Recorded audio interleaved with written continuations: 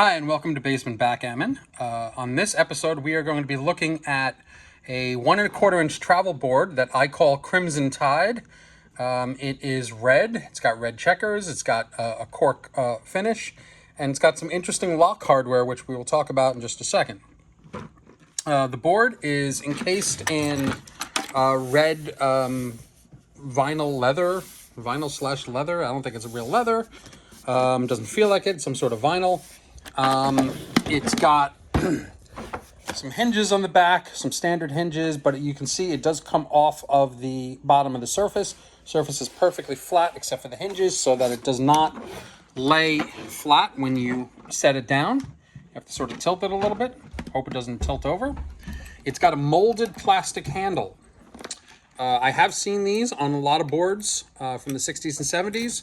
This molded plastic handle with knurls here for your fingers, and it's locked into the case with this hardware right here.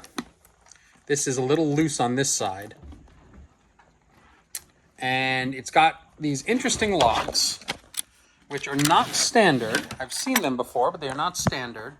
It does have a lock here, which I don't think I have the keys for, and it has this little button here, and you press the button one way, and it undoes the lock. And you're supposed to press the button the other way for this, but when you try to, you can see it doesn't work. You actually press it in the same direction. Now, there have been a bunch of boards that I've seen, older boards, where the locks on both sides depress in the same way to detach it. And I've talked about this with other collectors, and the working theory we have is that a lot of these locks, the case should come with left and right lock, and it could be that there was some sort of delay getting one of the locks with the left, and they didn't have enough left locks, so they just put two right locks on the board, or simply somebody at the factory just made a mistake and they picked out two right locks, screwed them in and really didn't care how they opened up. But you do see this occasionally on vintage boards where these locks, two right side locks or two left side locks, are installed on the same board. So I'm going to put my phone down for a second right over here, and I'm going to try to open this up.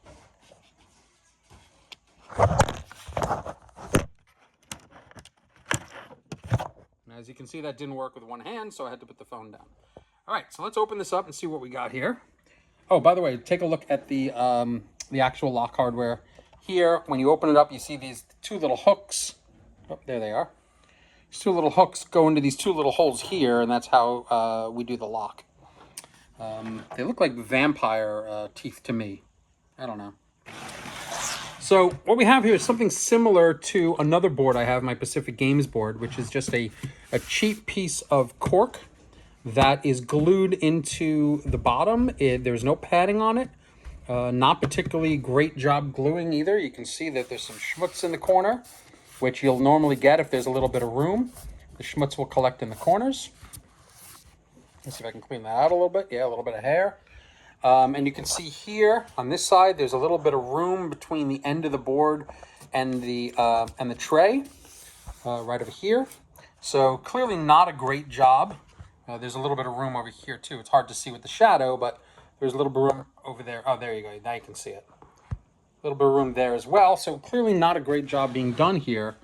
And I'm sure this was not a high-end board when this was sold. I don't know who the maker is. I've seen this handle on Lowe boards, but I've also seen this handle on Cardinal boards. So I'm assuming it's one of those makers. I'm not 100% sure. Let me take the checkers out. We do have Cardinal checkers in this one. 1 1/4 inch Cardinal checkers, which I'll put out.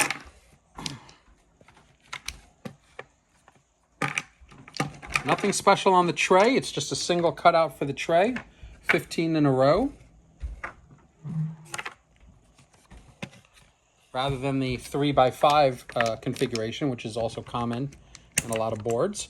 The benefit of 3x5, if there is any benefit, is that it keeps the checkers more in place because you've got 3 different holders or cutouts sometimes for those checkers.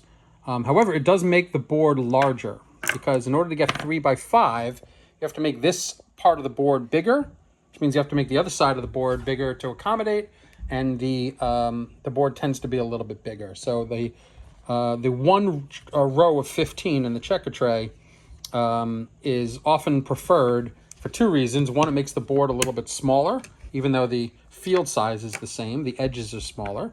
And it also makes it easier to bear off, because it's easier to bear off in one long tray than 3 trays of 5 each. All right, let's keep going here. This is the cube that came with it.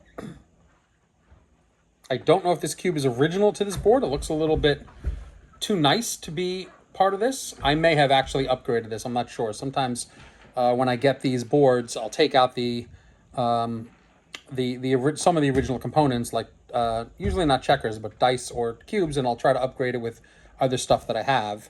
So this seemed to be appropriate. So if I've upgraded this, this would be the one I chose, but it's possible that this is what it came with. However, it definitely did not come with opaque precision dice. I don't have any cups in this particular board, but again, the cups that would have come in this board likely would have been flat roll-up cups, but not necessarily. This board is thick enough to have supported oval cups, so I'm not 100% sure. But we'll take a look at the dice and we'll roll it out and see how this looks. This is a pretty pedestrian travel board. There's nothing great about it. There's nothing wrong with it. It's a travel board. It's a 1 1/4 inch travel board. So roll that out, and it's your standard sound of precision dice hitting cork. There is nothing on the bumper to dampen the sound. Let's roll the red dice. 4 and 2. All right, here we go. We'll make that point. All right. Oh, I shouldn't have made that point. I should have hit, right? Yeah, see what happens when you play yourself? You forget. 4 and 2. All right. I will make the point here on the 5 since I gave that to myself. Another 4 and 2. All right. This time I'm going to go down and 2 down there.